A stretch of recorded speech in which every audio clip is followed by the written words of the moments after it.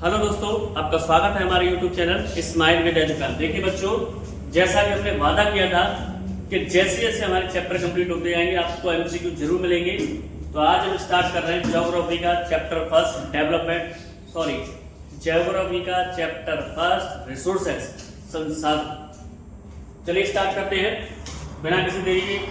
कुछ बच्चों का कंप्लेंट था कि सर आप बहुत जल्दी आंसर बता देते हैं, तो आप या तो वीडियो को पॉज करके देखें, आंसर अपने हिसाब से दें, या फिर मैं आज ऐसा करता हूं कि आपको 1 से 5 सेकंड के बीच का गैप दूंगा। चलिए स्टार्ट करते हैं। वीडियो में मैं आपको ज़्यादा दिखाई नहीं दूंगा क्योंकि मैं नहीं चाहता कि आपको डिस्टर्बेंस हो मेरी वजह से। तो स्टार्ट करते हैं कि संसाधन किसे कहते हैं। क्वेश्चन नंबर 1, संसाधन किसे कहते हैं? कोई भी वस्तु जो उपयोगी हो, केवल प्राकृतिक वस्तुएं, जो मानव निर्मित हो वो वस्तुएं, या जो बेकार हो। नीचे आप मेरे चैनल का नाम देख पा रहे होंगे, स्माइल विद एजुकेशन। चलिए बच्चों, इसमें आंसर चेक करिए कौन सा आंसर है।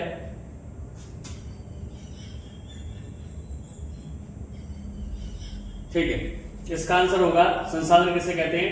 कोई भी वस्तु जो उपयोगी हो। Option A.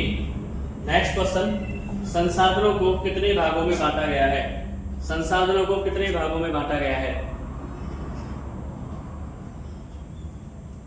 ठीक है, संसाधन को 4 भागों में बांटा गया है, इसलिए option C is the right answer. प्राकृतिक संसाधन का उदाहरण कौन सा है? प्राकृतिक संसाधन का उदाहरण कौन सा है? ऑप्शन ए, कोयला। प्राकृतिक संसाधन का उदाहरण कोयला है। मानव संसाधन का अर्थ है, मानव संसाधन का अर्थ है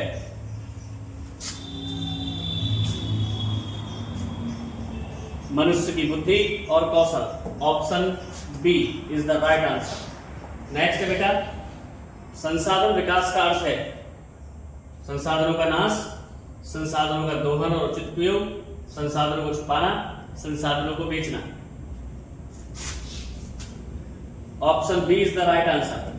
option B is the right answer. संसाधनों का दोहन और उचित उपयोग। Option B is the right answer. Next है बेटा, नवीकरणीय संसाधन कौन से हैं? नवीकरणीय संसाधन कौन से हैं? जल, वन, सौर ऊर्जा, कोयला, पेट्रोलियम, लौह अयस्क, प्राकृतिक gas. Option A is the right answer. जल, वन और सौर ऊर्जा। भूमि एक नवीकरणीय संसाधन है, सीमित संसाधन है, अनंत संसाधन है, निर्मित संसाधन है। Option B is the right answer. बेटा भूमि एक सीमित संसाधन है, जितना धरातल है उतनी ही भूमि है। भारत में कुल भौगोलिक क्षेत्रफल है 3.28 मिलियन वर्ग किलोमीटर, 2.28 वर्ग मिलियन किलोमीटर, या 4.28 मिलियन वर्ग किलोमीटर, या 5.28 मिलियन वर्ग किलोमीटर। भारत की पूछ रहा है बेटा, ध्यान रखिएगा। भारत में कुल भौगोलिक क्षेत्रफल, option A is the right answer, 3.28 million वर्ग किलोमीटर। नेक्स्ट क्वेश्चन है, भूमि उपयोग को कितने भागों में बांटा गया है? यहां तक आपका क्वेश्चन है, भूमि उपयोग को कितने भागों में बांटा गया है? 4, 5, 6, 7। 4, 5, 6, 7। तो option C is the right answer. 6 भागों में। 6 इस तरीके से लिखा जाता है, टाइपिंग में मिस्टेक हो गया है। 6 भागों में बांटा है। बंजर भूमि का अर्थ है जिस पर खेती हो सके, जिस पर खेती ना हो सके। इसका आंसर समझने के लिए टाइम देना भी कोई जरूरी नहीं है। Option B is the right answer. Next है बेटा, भारत में कृषि योग्य भूमि सबसे अधिक कहाँ है? पंजाब, राजस्थान, मध्य प्रदेश या झारखंड? कहाँ पर है सबसे ज्यादा? आप जानते हैं सबसे ज्यादा खेती कहाँ पर की जाती है? पंजाब में, इसलिए पंजाब यानी ए इज द राइट आंसर। भूमि क्षरण का मुख्य कारण? क्षरण बोलते हैं बेटा भूमि का अपरदन, नुकसान, है ना। तो वनों की कटाई, मिट्टी का अपरदन, अत्यधिक चराई या उपरोक्त सभी। तो ये सारे आप कह सकते हैं तीनों फैक्टर काम किए। तो option D is the right answer, उपरोक्त सभी। नेक्स्ट है बेटा, जल अपरदन से क्या होता है? मिट्टी का बहाव, मिट्टी की उर्वरता बढ़ती है, पेड़ बढ़ते हैं, जल स्रोत बढ़ते हैं। बेटा ध्यान से समझना, मिट्टी अपरदन से सॉरी जल अपर्दन की बात कर रहा है, ठीक है ना। जैसे मृदा अपर्दन, जल अपर्दन, तो मिट्टी का बहाव होता है, मिट्टी की उर्वरता बढ़ती है, पेड़ बढ़ते हैं या जल स्रोत बढ़ते हैं। आप जानते हैं जल अपर्दन से मिट्टी का बहाव सबसे ज्यादा होता है, तो option A is the right answer. Bharat में वनों का प्रतिशत लगभग 33%, 21%, 10%, 45%, 21%। Option B is the right answer. अगला है मृदा का अर्थ है पत्थर, भूमि की ऊपरी उर्वरक परत, वनस्पति या जल। ये तो मिट्टी की बात करता है, मिट्टी किसे कहेंगे तो आप जानते हैं इसका ऑप्शन होगा बी, भूमि की उर्वरक परत यानी ऊपर वाली परत को।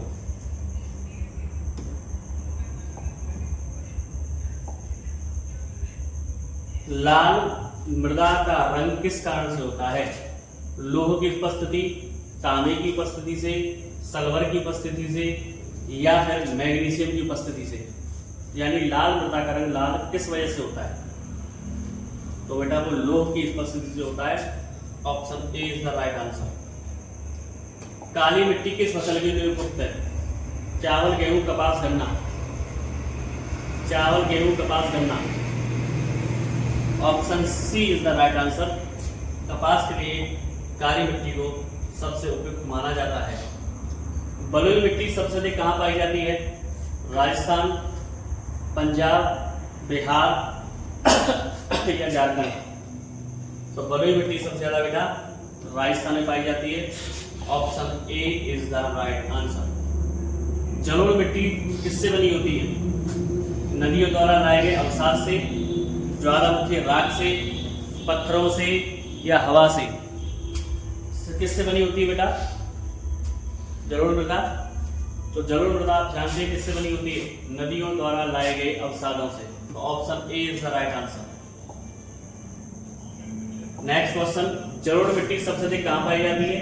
अभी बोला है कि नदियों द्वारा लाए अवसादों से, तो इस हिसाब से अंदाजा लगाइए। हिमालय क्षेत्र, गंगा ब्रह्मपुत्र के मैदानों में, मरुस्थल क्षेत्रों में या दक्षिण पठार में। Option B is the right answer. तो भी गंगा नदी, ब्रह्मपुत्र नदियां अपने साथ अवसाद लेकर आती है, जिससे जलोढ़ मृदा का निर्माण होता है। भूमि संरक्षण या सुरक्षित करने का एक उपाय है वृक्षारोपण, मृदा अपर्दन, वनों की कटाई, अत्यधिक चराई। तो नीचे के तीनों तो कोई ऑप्शन ही नहीं है। Option A is the right answer. यानी अगर हम पेड़ लगाएंगे तो मिट्टी का बचाव ऑटोमेटिक होगा। खनिज किस प्रकार का संसाधन है? नवीकरणीय, अनवीकरणीय, मानव निर्मित या अमूर्त। अभी हमने पढ़ा था नवीकरणीय में क्या आया था? पवन ऊर्जा, सौर ऊर्जा, है ना।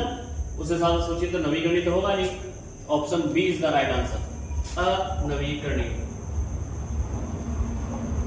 संसाधनों के उचित उपयोग को आप क्या कहते हैं? सतत विकास, संसाधन नाश, वनों की कटाई, अत्यधिक दोहन। यानी अगर उचित उपयोग क्या माना जाता है? आपने एक शब्द पढ़ा हुआ सतत पोषणीय विकास, तो option A is the right answer, सतत विकास। Option A is the right answer. सतत विकास का अर्थ है, ये मैंने बहुत डिटेल से बताया है आपको वीडियो में, लिंक में जाकर के आप चेक करिएगा, लिस्ट में जाकर ज्योग्राफी का चैप्टर 1। क्या वर्तमान आवश्यकताओं को पूरा करना, भविष्य के लिए संसाधन बचाना सतत विकास है, या केवल वर्तमान के लिए संसाधनों का उपयोग किया जाए, प्राकृतिक संसाधनों का नाश किया जाए या उद्योगों का विस्तार किया जाए? तो option A is the right answer. कि वर्तमान की आवश्यकताओं को पूरा करते हुए भविष्य की पीढ़ियों के उद्देश्य को भी पूरा करने के लिए उनकी अवहेलना न की जाए, उनके लिए संरक्षित रखे जाए, यही सतत पोषणीय विकास कहलाता है। भूमि के अधिक उपयोग से क्या होता है? भूमि उपजाऊ होती है क्या, या भूमि का क्षरण होता है, वर्षा बढ़ती है या जंगल बढ़ते हैं?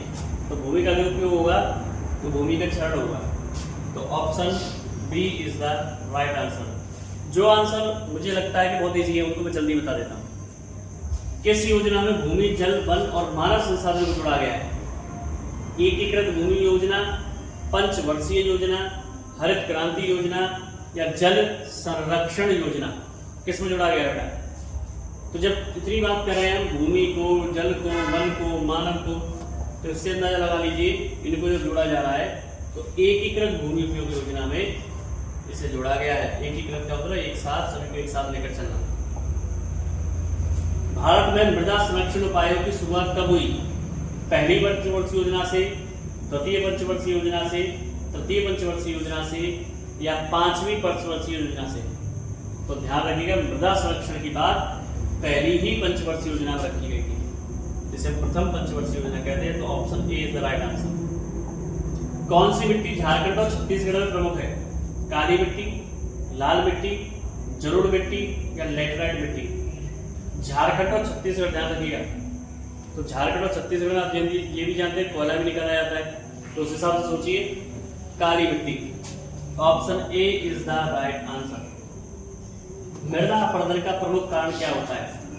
वनों की कटाई, पेड़ लगाना, टेरेस खेती, कंटूर हल चलाना। तो इसका आंसर है बी, वनों की कटाई। Option B is the right answer. Next है बेटा, सतत विकास के लिए आवश्यक है संसाधनों का अंधाधुंध उपयोग, केवल आर्थिक वृद्धि, जनसंख्या वृद्धि या ऑप्शन बी जो मैं बोल रहा हूँ संसाधनों का संतुलित और योजनाबद्ध उपयोग? तो ऑप्शन लंबा है इसलिए यहाँ करता हूँ, option B is the right answer. अभी भी पढ़ा था इसलिए। तो आशा करता हूँ आपको यहाँ तक हमारा वीडियो पसंद आया होगा।